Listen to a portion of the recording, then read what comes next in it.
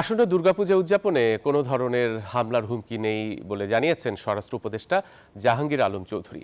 বাইরে থেকে আসা নেতিবাচক কথায় কান না দেওয়ারও আহ্বান জানিয়েছেন তিনি। বুধবার বিকেলে রমনা কালী মন্দির পরিদর্শন করেন উপদেষ্টা। বলেন, এবার পূজা গতবারের তুলনায় আরও উৎসব মুখর হবে। এবার পূজায় মণ্ডপের সংখ্যা বাড়ানোর কথাও জানান তিনি।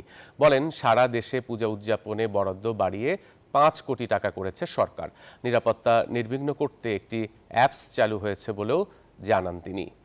আপনাদের আমি আশ্বস্ত করতে চাই, গতবারের চেয়েও এবার পূজা আরো ভালোভাবে হবে।